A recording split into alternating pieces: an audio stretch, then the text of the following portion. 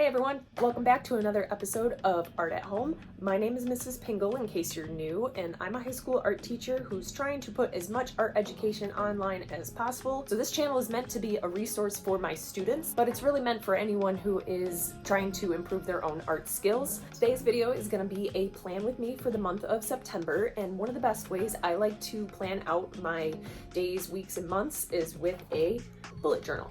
So bullet journaling is really handy for anyone who really likes to make lists or anyone who likes to have like that physical piece of paper and pen in hand rather than doing it online or in a phone. And I'm just going to show you the process for how I set up my own bullet journal. So let's get started.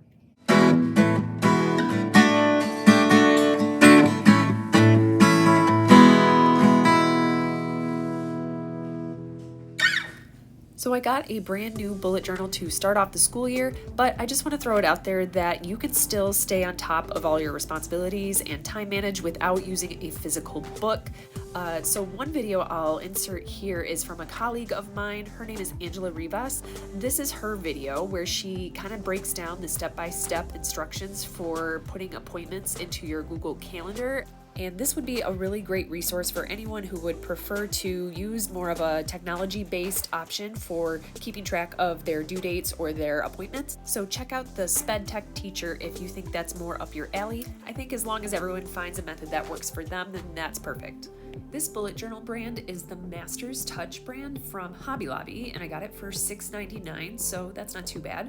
And I'm just going to show you real quick that I've gone through and sketched out a lot of my designs already with my 4H graphite pencil, and I went through and also labeled all of the days for September in washi tape, and then the future months will just line up like this in different colors so that they all kind of lie flat next to each other. And I'm going to begin by using my Sakura brand Micron 03 archival ink pen to trace all of my really light pencil designs. And I did that just so, it's a little bit faster and you don't have to sit there and watch me figure out my ideas quite as much if I already have a structure in place.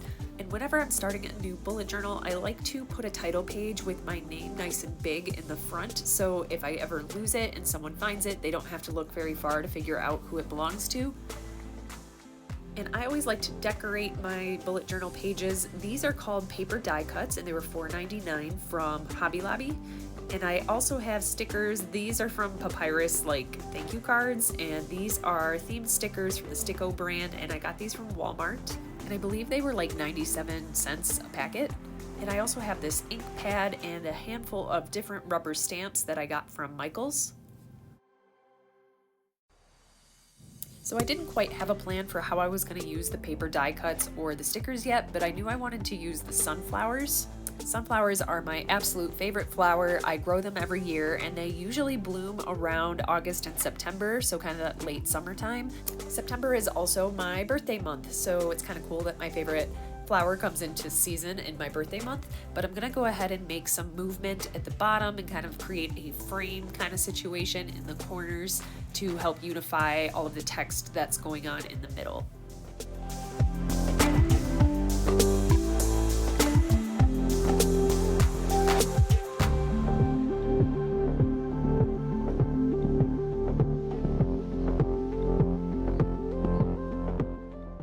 Grab my Scotch wrinkle-free glue stick to attach these paper die cuts. This is nice because you don't get the same kind of bubbling, wrinkling effect that you might get with cheaper glue sticks.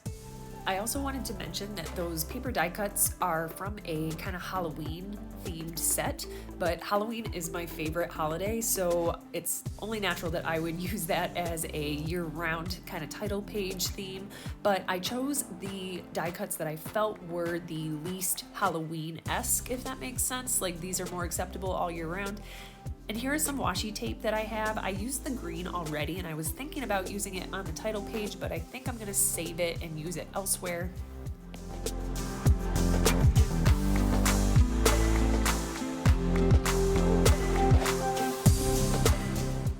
I decided I'm gonna go ahead and use my Mr. and Mrs. rubber stamp up in the corner here, kind of at an angle. So I'm gonna take my ink pad and press on there a lot, and check it to see if it looks like it's nice and dark before you ever do a stamp like this.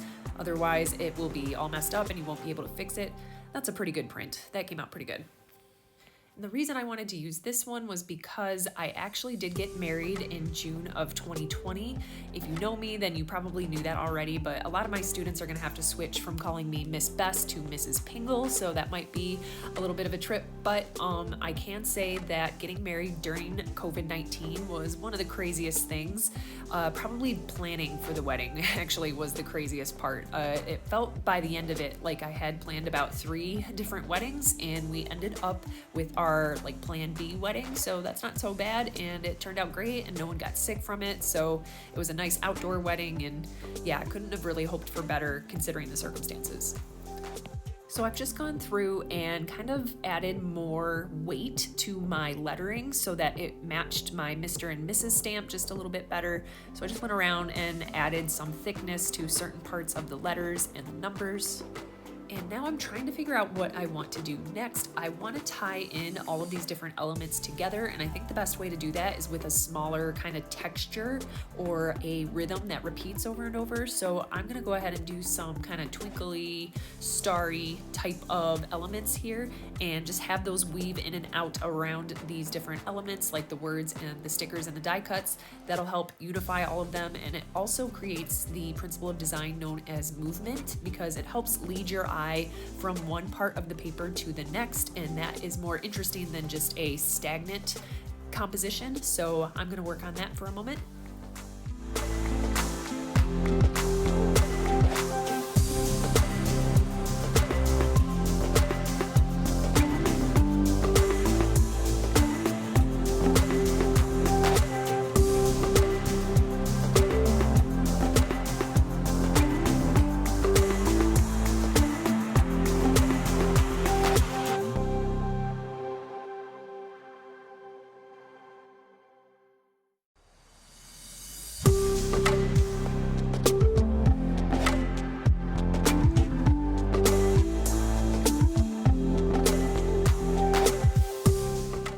So I think that's good for now. I might come back to it and add more later, but it's a brand new bullet journal, so I'll have some time to continue to doodle and add to it later if I want to.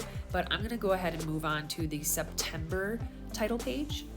For the monthly title page, I like to start by obviously writing the name of the month nice and big, but then incorporating some sort of design that has to do with that month. I'm kind of a nature person, so I usually like to incorporate things from nature that associate with that month. And of course, sunflowers, again, are gonna pop up here because I won't be able to really use them for the rest of the monthly title pages. So I'm gonna get my fill now.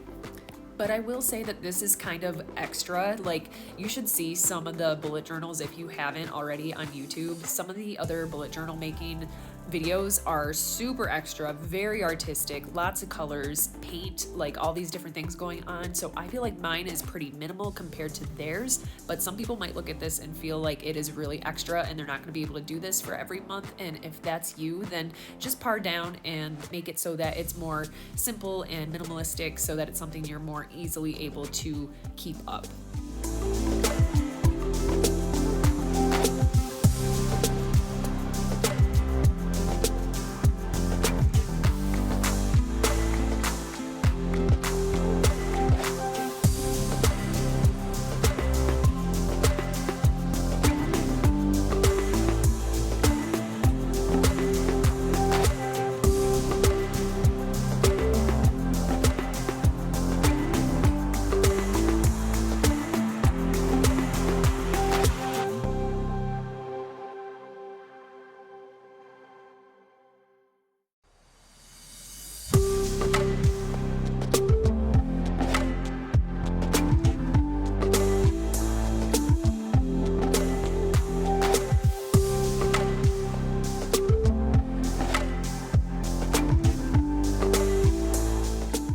So I think I'm done with that title page, and then I'm going to move on to my monthly overview. So what I like to do here is write the name of the month one more time nice and big, and then go down the edge of the paper vertically so that I have all of the days and the dates of the month kind of listed out, and then I get a line for each day and the event that's taking place that day, like the most important event. This is a good example of why I really liked the dotted bullet journal pages with the dots, because unlike lined paper, this is something where you can draw on it a lot easier and not have the lines be so distracting, but those dots are almost invisible, especially when you look at it from this angle, and they really help you to line up your letters or to create the letters that are going to be the exact same size as the letters that came before it in your word, so everything looks nice and neat and professionally done, and it's great for people with sloppy handwriting like myself. As the last part of my monthly overview, I like to make some monthly goals, just to, keep myself accountable and to give myself the motivation to finish these goals. I'm gonna leave some room at the end there because I know I'll probably add to it, but one of the key parts of having goals is to not have too many because otherwise you won't be able to achieve them all. And here's another example of kind of setting daily goals. This is my habit tracker. And if you're not familiar with what a habit tracker is, it's basically a way of teaching yourself self-discipline and keeping track of the things that you either do each day or want to do each day. So for instance, drinking 80 ounces of water, that's something that I kind of struggle with, but if I can have that incentive to fill in my little box for the 1st of September, then I'm more likely to keep myself accountable. And sometimes I will throw in things that I don't even want to do each day, like for instance, washing my hair, but it does help me keep track of when did I last wash it so that I don't push it too long, if you know what I'm saying. Here I'm just writing a quote to fill up some of the extra space, and sometimes it can be like a motivational quote to go with your habit tracking, or it can just have to do with something else that's important to you. And this is a quote about wisdom, and our school likes to do this thing called moral focus for each month. So our moral focus theme for September is wisdom. But like I said, if you don't really vibe with this and you would prefer to make yours more minimal, then definitely go for it. Just find a way that works best for you. I just happen to enjoy making them a little bit extra and artistic, so that's what I do each time.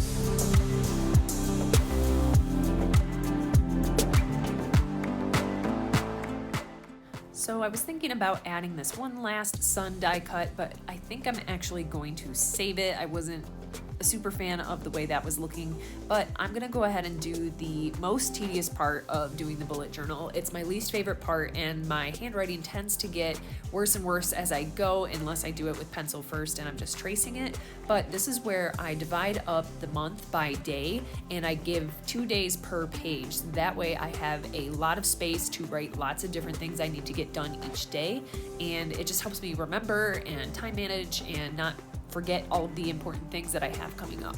And I like to make all of my different tasks have a little empty circle in front of them, and then when I've completed that task, I actually fill in that circle like doing a bubble sheet for a test. That's just so that I can keep track of what I have done. I definitely have gone through and crossed out everything like a to-do list before, but I wasn't super fond of the way that looked at the end of the day. It's much more satisfying and fulfilling to be able to see all those bubbles filled in before you go to bed, and then you can rest easy, as opposed to, crossing everything out and then not really having a record of what day you did that task. And I will say that eventually there will be a day where you don't fill in all of your bubbles and you go to bed with some empty bubbles. And it's never a good feeling knowing that you didn't accomplish everything, but just know that it's okay. It's written down. You won't forget it, because tomorrow when you go to open up your bullet journal, you're gonna see those bubbles that you didn't fill in the day before. And if you maybe start there, then you'll know that you're not falling behind or forgetting anything that still needs to be done. So these are the last 2 days of September, and then I will be leaving this section blank for October. That's it for this video, everybody. So if you liked this video, make sure to hit that thumbs up button or subscribe if you are new. I'm hoping to do several more of these Plan With Me videos, maybe not every month, but I would say several months, because I really enjoyed making this. And please let me know if you make your own bullet journal. Say something about it in the comments below, or you could even post a picture of it on Instagram and tag me. You'll see my Instagram and Twitter handles here in just a second, so make sure to follow me over there, and I will talk to you guys next time. Bye.